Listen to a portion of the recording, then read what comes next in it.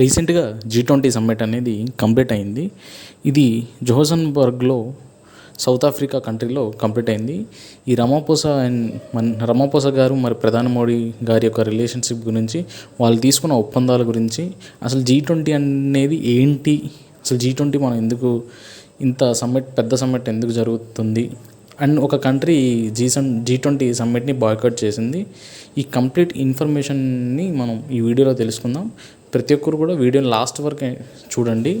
ఇది ఒక చిన్న కరెంట్ అఫైర్స్కి సంబంధించిన వీడియో అనుకోండి. జియో పాలిటిక్స్ మీద ఒక చిన్న ఐడియాని డెవలప్ చేసుకోవడానికి ఒక చిన్న వీడియో అనుకోండి. అసలు G20 గురించి మీకు ఈ వీడియో చూడడం వల్ల ఒక రఫ్ ఐడియా వస్తుంది.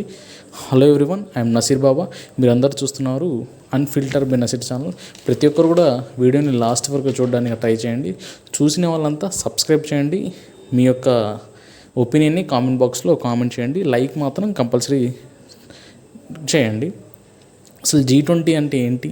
ఈ G20 సమ్మిట్ని మనం ఇంత ప్రజెంట్గా ఎందుకు జరుపుకుంటాం? అసలు G20 ఏంటి? అసలు G20 గురించి తెలియని వాళ్ళ గురించి రఫ్గా నేను G20 అనేది ఒక మైండ్ మ్యాప్ని మీ మైండ్లో బిల్డ్ చేస్తాను.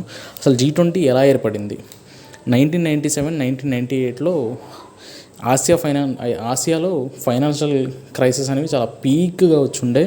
అప్పుడు వరల్డ్ ఎకనామిక్ అనేది ఆల్మోస్ట్ పడిపోయింది. అప్పుడున్న దేశ పెద్దలు అండ్ దేశానికి సంబంధించిన ఆర్థికవేత్తలు అందరూ కూడా డిస్కషన్ చేసి ఒక 20 కంట్రీస్ కలిపి ఒక గ్రూప్గా ఏర్పడి ఈ ముందు జనాలకి అంటే రాబోయే తరాలకి ఎకనామిక్ క్రైసిస్ రాకుండా ఉండాలనే ఉద్దేశంతో ఈ G20 అనే ఒక సంస్థను స్థాపించడం జరిగింది. 1999లో 1999లో ఈ G20 అనేది ఏర్పడింది. ఫస్ట్ 1999లో G20 అనేది ఒక ఫైనాన్షియల్ మినిస్టర్స్ మీటింగ్ అనేది జరిగేది. అది కూడా 2008 వరకు కూడా ఆఫ్టర్ ఈ క్రైసిస్ తర్వాత మన ప్రధాని నరేంద్ర మోడీ గారు ఇలాంటి వాళ్ళ పెద్దల అందరూ సమక్షంలో ఈ G20 సమ్మిట్ అనేది లీడర్ సమ్మిట్గా మారడం జరిగింది. సరే, ఇక్కడ వరకు బాగానే ఉంది. అసలు G20 అంటే ఏంటి? G20 వల్ల కంట్రీస్కి ఎలాంటి లాభం అని తెలుసుకున్నట్టయితే G20 అనేది economy, global development, geo politics గురించి చెప్తుంది. ఈ సంస్థ అనేది ఒక పాలసీ మేకింగ్ మిషన్. అసలు G20 అంటే ఏంది అని ఇంకా ఐడియా రానుంది. G20 అంటే ప్రపంచం ఎలా నడవాలో రిమోట్ కంట్రోల్ మాదిరిది. మీ అందరికీ తెలిసే ఉంటుంది. అంటే మనం ఒక టీవీని ఆపరేట్ చేయాలంటే కంపల్సరీ రిమోట్ కావాలి. మనం ఆపరేట్ చేస్తేనే అందులో ఛానల్స్ చేంజ్ అవ్వడం అది జరుగుతుంది. ఈ G20 కూడా అంతే.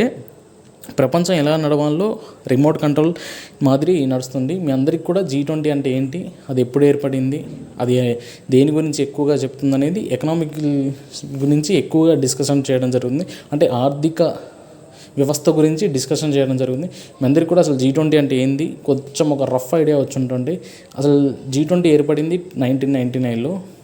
ఈ 2008లో లీడర్ సమ్మిట్ జరిగింది. ఈ లీడర్ సమ్మిట్ ఫస్ట్ ఎక్కడ సమ్మిట్ జరిగిందంటే వాషింగ్టన్ డీసీలో 2008లో ఇది ఫస్ట్ సమ్మిట్ జరిగింది. సరే అన్న, బాగానే ఉంది. అసలు మన ఇండియాలో ఇప్పటివరకు ఈ G20 సమ్మిట్ జరగలేదా అంటే జరిగింది. 2023లో న్యూఢిల్లీలో ఈ G20 సమ్మిట్ జరిగింది. G20లో 20 కంట్రీస్ అని ఇక్కడే ఉంది. ఆ 20 కంట్రీస్ నేను ఇక్కడ వీడియోలో చెప్పలేను, కానీ పక్కన ఫోటో పెడతాను. మీరందరూ కూడా ఒకసారి గూగుల్ చేసి చూడడం, లేకపోతే ఒక 2 నిమిషాలు పాజ్ చేసి చూడండి. ఇందులో 20 కంట్రీస్ ఉంటాయి. రీసెంట్గా మన 18th సమ్మిట్ మన ఇండియాలో జరిగినప్పుడు 21 కంట్రీగా ఆఫ్రికన్ యూనియన్ అనేది జాయిన్ అవ్వడం జరిగింది. రీసెంట్గా ఈ యొక్క జోహన్స్బర్గ్లో 20th సమ్మిట్ మన సౌత్ ఆఫ్రికాలో కంప్లీట్ అయింది. ఒక్క కంట్రీ బాయ్కాట్ చేశాను అన్నాను కదా, ఆ కంట్రీ గురించి మనం కొద్దిగా ముందర మాట్లాడుకుందాం. ఈ జోహన్స్బర్గ్ సమ్మిట్లో రామాపోసా గారు ఈ G20 సమ్మిట్ యొక్క అధ్యక్షుడిగా వ్యవహరించారు. ఈ ఇయర్ థీమ్ అంటే ప్రతి ఇయర్కి ఒక థీమ్ ఉంటుంది. ఈ ఇయర్ థీమ్ వచ్చేసి సాలిడారిటీ, ఈక్వాలిటీ, స్టెబిలిటీ గురించి ఈ ఇయర్ థీమ్ వచ్చుండే. అసలు ఏ కంట్రీ బాయ్కాట్ చేసిందో మీరు ఏమనుకుంటున్నారు? ఏ కంట్రీ బాయ్కాట్ చేసిందని మీరు అనుకుంటున్నారు? ఈ G20 కంట్రీస్ని అమెరికా కంట్రీ బాయ్కాట్ చేసింది. అమెరికా కంట్రీ ఎందుకు బాయ్కాట్ చేసిందంటే ఈ 2025 మేలో America and South Africa prime minister Cyril Ramaphosa గారికి ఇద్దరికి మీటింగ్ జరిగింది. అమెరికా యొక్క వాదన ఏంటి అంటే 7.3 వైట్స్ అనేవాళ్ళు మన సౌత్ ఆఫ్రికాలో ఉన్నారు, వాళ్ళని అన్యాయంగా ఈ సౌత్ ఆఫ్రికా వాళ్ళు చంపేస్తున్నారనే వాదనతో ఈ G20 సమ్మిట్ని బాయ్కాట్ చేయడం జరిగింది.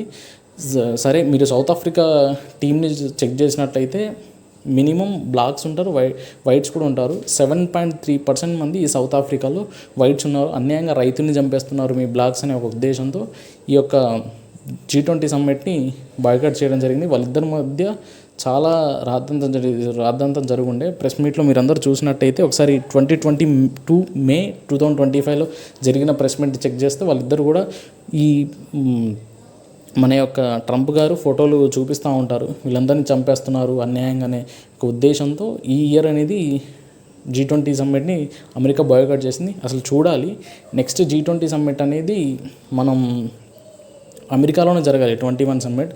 ఇప్పటి వరకు కూడా మనకి ఇంకా ఇన్ఫర్మేషన్ అది రాలేదు. ఇదంతా బాగానే ఉంది. అసలు మన ఇండియా యొక్క ప్రాముఖ్యత ఏంది, మన నరేంద్ర మోడీ గారు ఒక 3 పాయింట్స్ మీద ఎక్కువ మాట్లాడుంటే గ్లోబల్ ట్రెడిషనల్ నాలెడ్జ్ హబ్ గురించి మాట్లాడారు. మెయిన్ అంటే మనం ఇప్పుడు టెక్నాలజీ పెరుగుతుంది కాబట్టి ప్రతి దేశంతో మనకి కంపల్సరీ కావాలి, లింక్స్ ఉండాలి, ఈ ట్రెడిషనల్గా ఉండాలి అనే ఉద్దేశంతో ఈ గ్లోబల్ ట్రెడిషనల్ నాలెడ్జ్ హబ్ గురించి మాట్లాడారు. డ్రగ్స్ గురించి మెయిన్గా ఫెటానిల్ డ్రగ్స్ అని మీకు అందరికీ తెలుసుంటాయి. ఇది ఎందుకు ఇస్తారు అంటే ఇది ఒక సడేషన్ డ్రగ్. అందరూ కూడా ఎక్కువగా యువత ఇది ఫెటానిల్ డ్రగ్స్ తీసుకొని మత్తుకు బానిస అవుతున్నారనే ఉద్దేశంతో ఈ ఫెటానిల్ డ్రగ్స్ గురించి కూడా ఒత్తి అని మాట్లాడుండే. టెర్రరిజం అంటే మీకు చెత్త కంట్రీ గుర్తుండే ఉండొచ్చు. అసలు ఆ కంట్రీ గురించి మనం మాట్లాడించిన అవసరం కూడా లేదు. ఆ టెర్రరిజంని కూడా కంపల్సరీ ఎలా అయినా ఆపేయాలి, బ్యాన్ చేసి దొబ్బాలనే ఉద్దేశంతో కూడా ఈ టెర్రరిజం గురించి కూడా గట్టిగా మాట్లాడి ఉండేవాళ్ళు. అండ్ మనం ఒక 3 కంట్రీస్తోని టెక్నాలజీ పరంగా ఒప్పందాలు చేయడం జరిగింది. ఆస్ట్రేలియా ప్రధాని ఆంథోనీ ఆల్బోస్, కెనడా ప్రధాని మార్క్ కార్నీ. ఈ కెనడాతో కూడా మనకి ఇంతకుముందు రిలేషన్స్ సరిగ్గా ఉండేవి కావు. ఎందుకంటే జస్టిన్ ట్రూడో ఉన్నప్పుడు మనకి ఖలిస్తాన్ యొక్క మూమెంట్కి స్ట్రాంగ్గా అతను తీసుకొచ్చినాడు కాబట్టి అతన్ని 2 ముట్టగాలు వేసి దింపేసి మార్కు కార్నతోని కెనడాని ఆయన ప్రధాని చేసిన తర్వాత మనతో మంచి సంబంధాలు పెట్టుకోవడం వల్ల ఆస్ట్రేలియా, కెనడా, ఇండియా టెక్నాలజీ అనేది ఇక్కడ ఈ సమ్మిట్లో బలంగా వినిపించడం జరిగింది.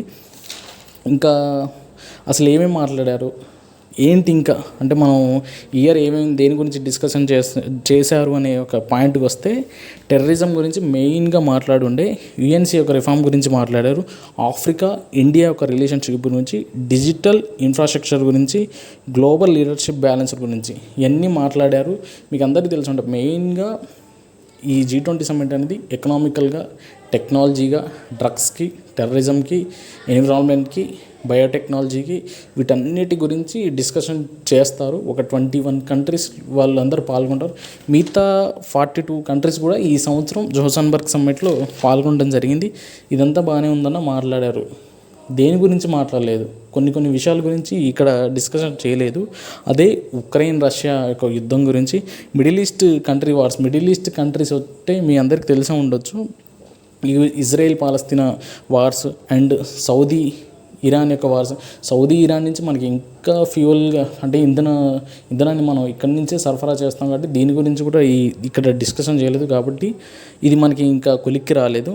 మెయిన్ ఈ అన్నీ జరగడానికి కారణం యుఎస్ అబ్సెన్స్ వల్ల జాయింట్ గ్లోబల్ స్ట్రాటజీస్ అనేవి కంపల్సరీ జరగలేదు, ఫైనలైజ్ కాలేదు. యుఎస్ అనేది ఒక టెక్నాలజీకి సంబంధించిన కంట్రీ, డబ్బు పరంగా కూడా ఎక్కువగానో కంట్రీ. మీ అందరికీ కూడా ఈ వీడియోలో అసలు G20 అంటే ఏంటి, G20 అసలు మనందరూ ఈ సమ్మిట్ని ప్రతి ఇయర్ ఎందుకు జరుపుకుంటాం అని మీ వీడియోలో మీకు అందరికీ అర్థమైందని అనుకుంటున్నాను.